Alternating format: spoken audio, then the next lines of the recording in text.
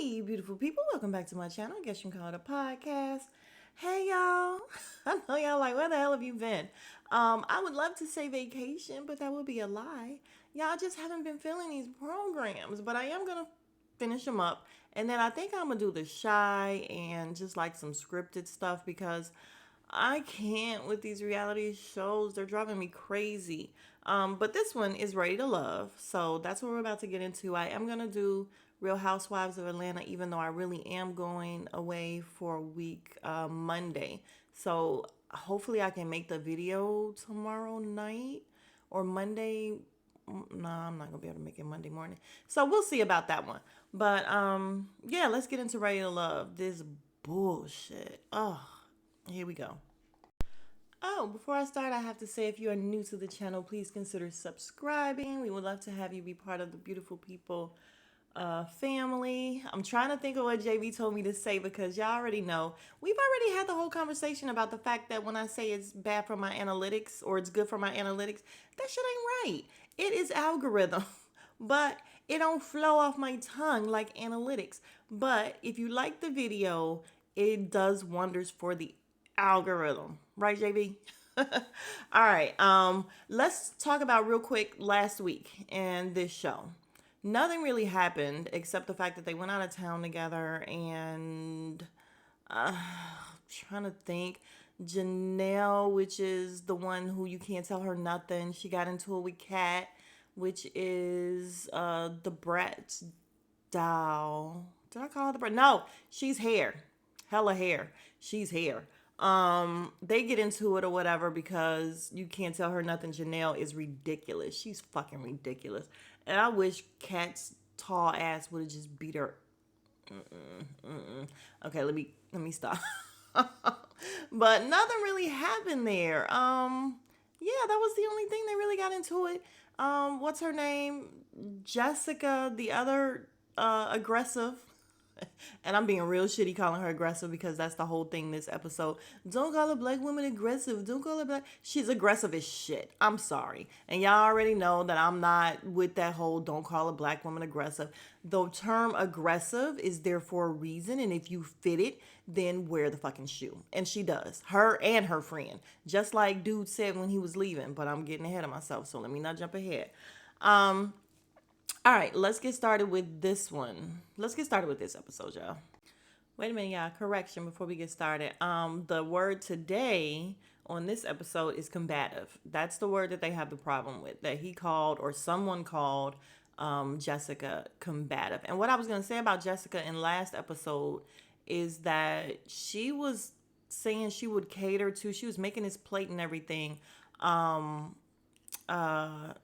Gerald Levert, she's like catering to him or whatever, but I'm confused because I could have sworn that when they went to go meet the friend and he started doing his what she considered like witchcraft and all that stuff or whatever, she was turned off and she was done with him and she was over him. So is it because she just doesn't want to go home and like is she making him a connection because that's it? That's all she got?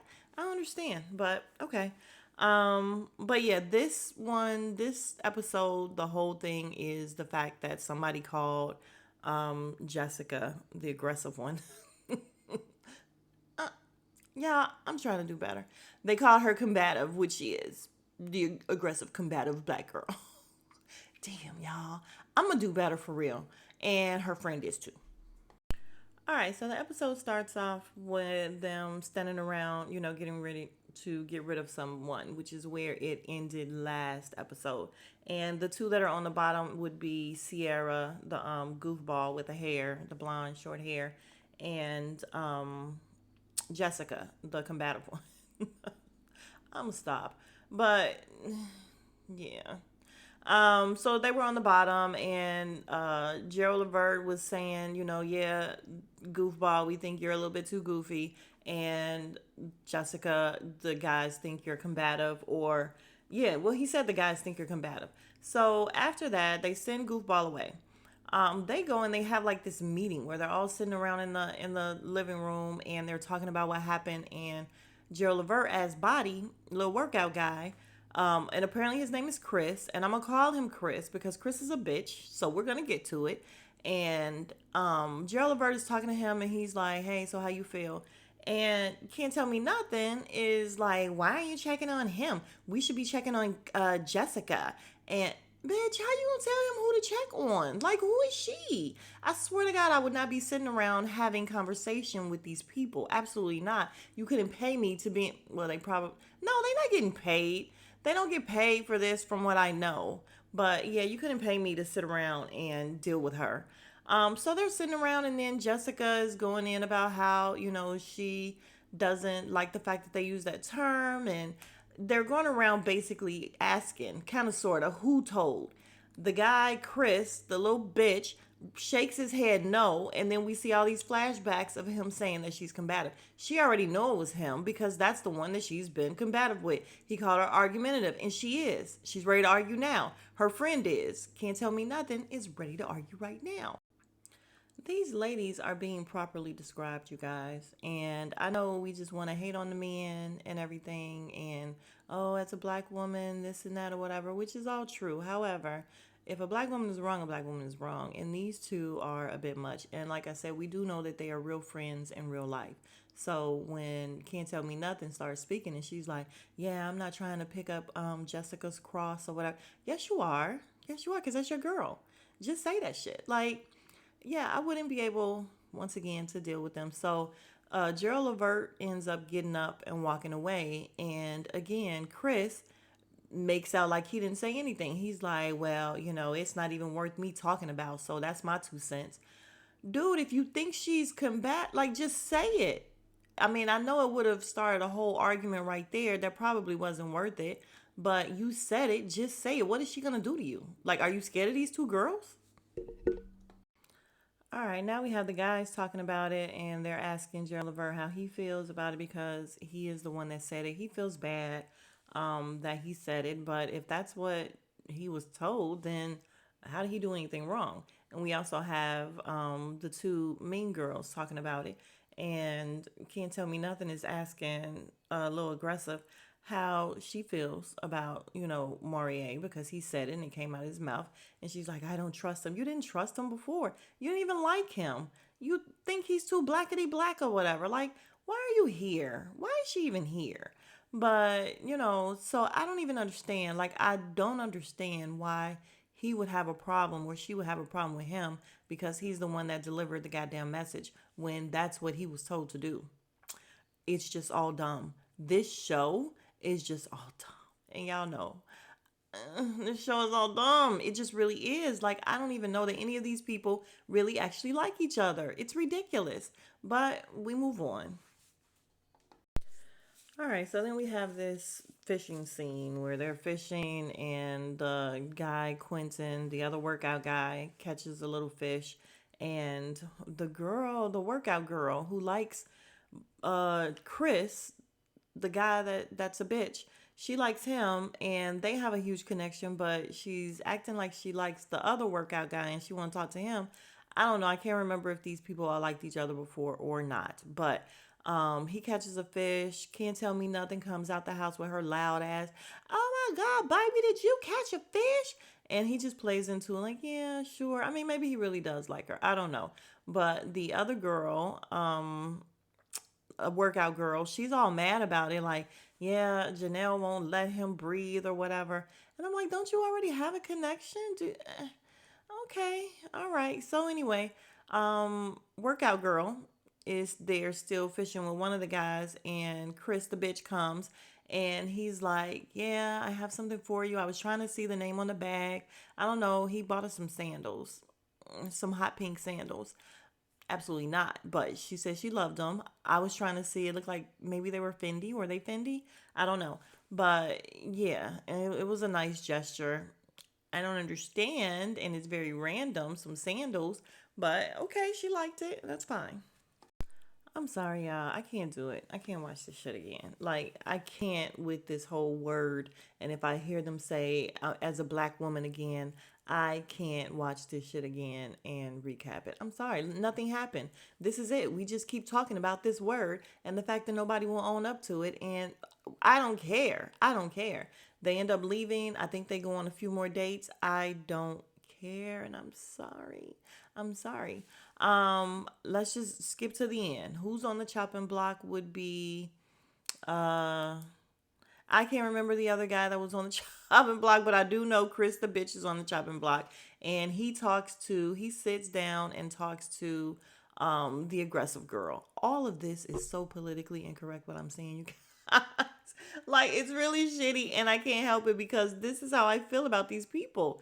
Like, okay, so they sit down to have their date or whatever, and they start talking about, their whole past and stuff, which we don't care about the fact that they don't get along. All right, y'all. So I skipped to the end. The other person that was on the chopping block was Gerald Levert, and she ends up telling him that the women think that he's fallen into the friend zone. He's like, yeah, so apparently I need to be more romantic. And I'm like, you're not Gerald Levert, because he was super romantic. So maybe you're not Gerald Levert. But I guess he's going to do better. He's still ready to love. So then we get old girl. We just gonna call her old girl. We get old girl over there talking to Krista bitch. He's still not manning up, saying he actually said he didn't say it. And I'm like, what a bitch for real. Like seriously. I didn't say it, so you need to give me the same. Like he just starts going off, but she is talking to him, and you know how like the she's talking to him and rolling her eyes back while she's talking and giving the whole yeah. Anyway, he starts going off and ends up saying, well, you are combative. And I'm like, bingo, motherfucker, because you said it. You think she's combative. It's you. And he's like, you're argumentative, you're combative, you and your friend.